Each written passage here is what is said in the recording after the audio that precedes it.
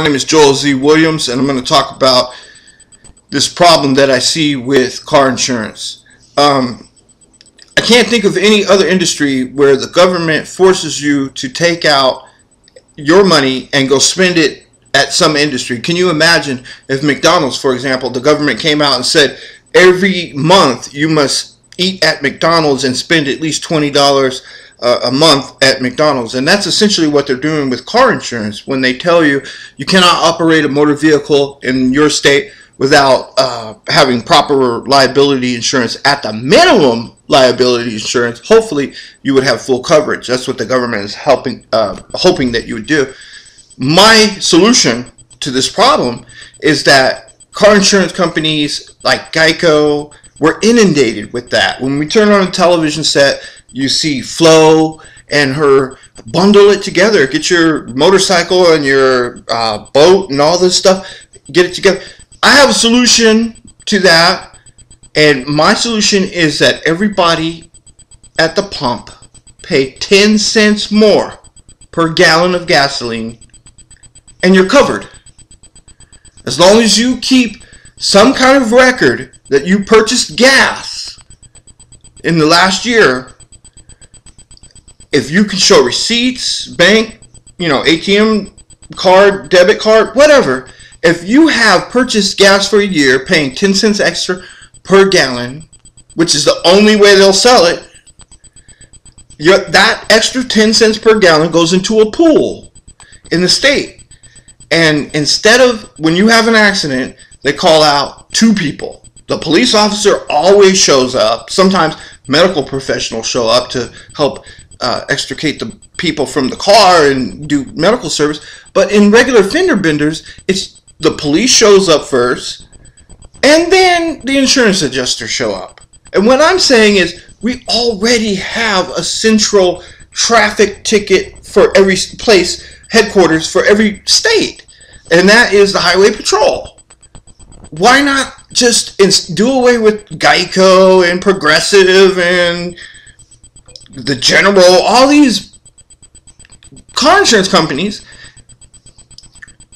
and just let officers that are already at the scene be licensed as adjusters, so they can see an accident, they can measure the skid marks, and they can look at the damage, take photos of it, send it back to the central place in the Highway Patrol office, and the Highway Patrol will send you a check and say, you had an accident on such and such a day, here are your medical records that we found at this hospital, and this is what we think you should get. Boom. And you get paid. It's over. Everybody that's on the street driving would literally be insured. This whole concept of why the state governments banded together and said we're going to force people to have car insurance was because of the uninsured motorist. Was because people were driving around uninsured. They simply could not afford it. This way, my method ensures that everyone that is on the roadway and is operating their vehicle is by default insured, because they had to have purchased gas in order to power that vehicle. Everybody that's on the waterways in a boat, a recreational RV, or I'm sorry, ski-doo or bass boat or whatever, would also be insured because they purchased their gas and pay the 10 cents extra. It's the only way you could buy gasoline. It comes with a built-in insurance policy. That's my theory. I only have a few minutes left, so let me wrap it up. I need a whole bunch of signatures, and I need probably about probably closer to 15,000 signatures so I can get this proposition on the ballot. I think it's a worthy cause. Poor people are unfairly taxed. If you're wealthy and you can show, put money into a special account in a bank somewhere, and it's earmarked that if you have an accident, they can withdraw that money from that bank account. You don't have to pay car insurance in many states in America. Think about that. If you're a wealthy person and you can sock away, I don't know what the bond is, but I think it's about $30,000, $40,000, and you could sock that away in some bank account, and you have a certified public accountant, a CPA, that attests to the fact that, yes, Mr. So-and-so has this money earmarked in a bank in the event that he has an accident, you don't have to pay car insurance at all. So if you're wealthy, you can literally circumvent the law. You can literally not pay car insurance. As long as you got money in the bank that could go possibly to an accident, look at all that money you're saving. The average Joe six-pack who is working 40 hours a week, making only $10 an hour, he's paying probably $60, $70 a month for car insurance. And that's liability insurance. That's not full coverage. That's just saying if he gets in an accident, he doesn't owe money. Not that they're going to come out and fix his car, it is a racket. And what I'm saying is we can do away with all this. If everybody would just sign this petition, I'm going to put it on this website. And I need to come up with a cool name. Somebody that can help me with this. But we'll get a cool name together. I think I'll call it No Insurance or Covered at the Pump or something. The slogan should embody this ideal that you paid your due. You know, what about car insurance companies that collect your money, your fees, your monthly dues for 40 years? You ain't never had an accident. You just keep throwing money into this bottomless pit. At some point, car insurance companies should have the decency to say, listen, you have had our insurance policy for 10 years. You've never had an accident. Here's some of your money back. You don't have to pay us anymore. We're good. We're good. Please don't have an accident. We don't want you to have an accident, but we don't want you to. You have paid your dues. We're good at this point. Car insurance companies will never say that. They're like this never-ending shark that just can't. You know how a shark has to keep moving or else it dies, you know?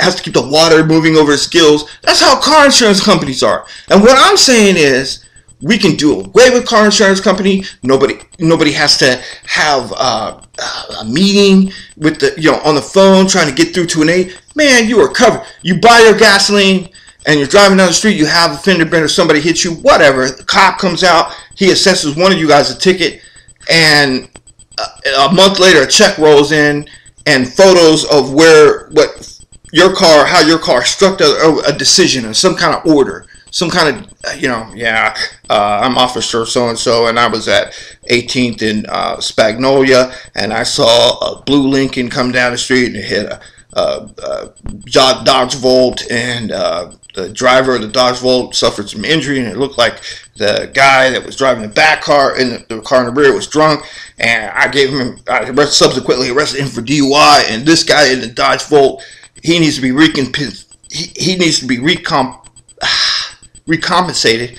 He needs some recompense for the damages that he suffered, and take him to the hospital and all those medical bills. All that shit's covered.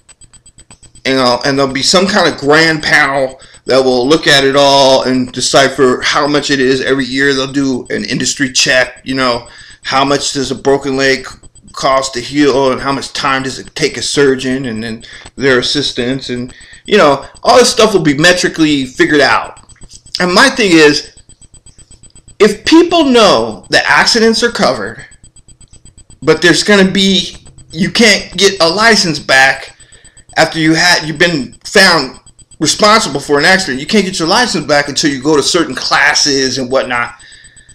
Instead of assessing fines to people, I think we should incentivize it. We should say, we're going to take some money out of that pool, that 10%, if you can finish this course. And it'll be a grueling course. It'll be like, they'll have to spend 3 hours every other day at a place, and they'll have to practice what to do in the rain and, whatever. But they get out of a defensive driving course or something like that. And that way, the people who need the help, the people who are poor drivers, will automatically start attributing themselves to these classes.